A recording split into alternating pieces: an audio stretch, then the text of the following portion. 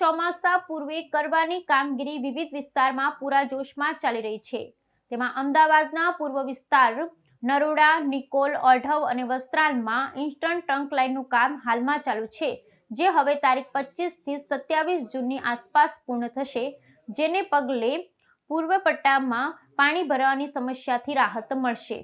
આ ઉપરાંત પૂર્વ પટ્ટા વિસ્તારમાં ખારીકટ કેનાલમાં વરસાદી પાણી ડાયવર્ટ કરવાની કામગીરી પૂર્ણ થવાને આરે છે, જેને પગલે જે તે વિસ્તારમાં પાણી ભરાવાની સમસ્યા દૂર થશે, તેમ સ્ટેન્ડિંગ કમિટીના ચેરમેન દેવાંગભાઈ જાણીએ જણાવ્યું હતું। મહાનગરની અંદર મોન્સૂન રિલેટેડ અનેક કામો જે ચાલી રહ્યા છે તેની અંદર મેઇન કામની અંદર ઈસ્ટર્ન ટ્રંક લાઇન અને વેસ્ટર્ન ટ્રંક લાઇન પૂર્વનો જે પટ્ટો છે નરોડા, નિકોલ, ઓઢવ, વસ્ત્રાલ આ તમામ વિસ્તારની અંદર હાલ ઈસ્ટર્ન ટ્રંક લાઇનનું કામ ચાલુ છે।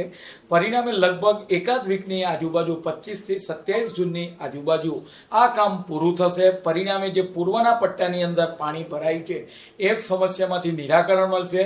તદુપરાંત જે પૂર્વના પટ્ટામાં આશીર્વાદ સમાજ ખારીકટ કેનાલ એની અંદર જે ડબી મારવામાં આવી હતી તમામ ડબી હાલ ગઈકાલથી ઓપન કરી દેવામાં આવી છે અને એના નાના મોટા જે જોડાણ હતા સોસાયટી અને કેનાલ વચ્ચે જ્યાં પાણી ભરાઈ રહેતું હતું સર્વિસ રોડો પર એ જોડાણ પણ કરવાની કામગીરી હાલમાં ચાલુ છે।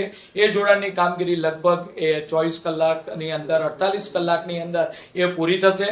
પરિણામે ખારીકટ કેનાલમાંથી પણ વરસાદના પાણીનો નિકાલ થશે।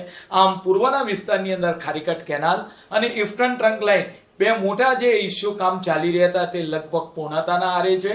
તદુપરાંત જે રોડના કામો ચાલુ છે પૂર્વ વિસ્તારની અંદર લોંગ ટર્મ ચાલે એવા કામોની આજુબાજુ બેરિકેડિંગ કરવામાં આવે જેથી કોઈ પણ નગરજનને એ નુકસાન ન થાય।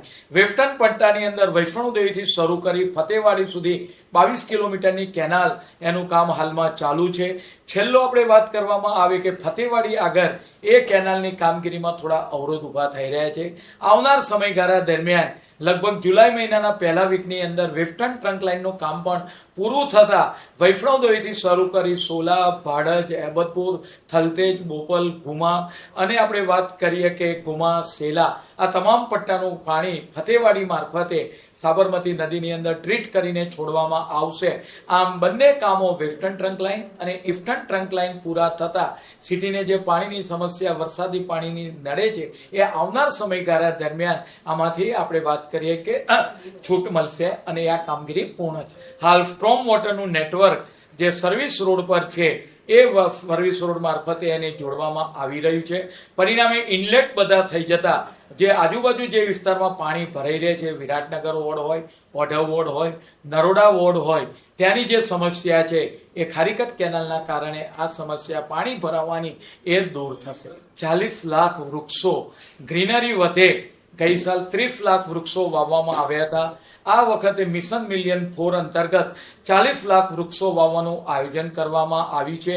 પરિણામે આજની કમિટીની અંદર જે અલગ અલગ નર્સરી પાસેથી જે 21 લાખ રોપા જે મહાનગરપાલિકા દ્વારા ખરીદવાના છે એ કામને મંજૂરી કરવામાં આવી છે અને એને જીએફટી સાથે જે કોમ્પ્રેહેન્સિવ ટેન્ડર હતું એને જીએફટીથી અલગ કરીને પરિણામે તેનાથી મહાનગરપાલિકાને લગભગ 5 થી 6 કરોડનો ફાયદો થશે।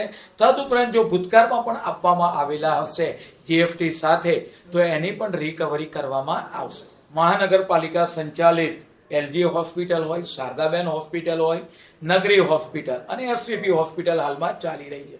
3 હોસ્પિટલની અંદર હાલ સુપ્રિન્ટેન્ડન્ટ તમામ પ્રકારની જવાબદારી ક્લિનિકલ અને નોન ક્લિનિકલ જવાબદારી સંભાળતા હતા।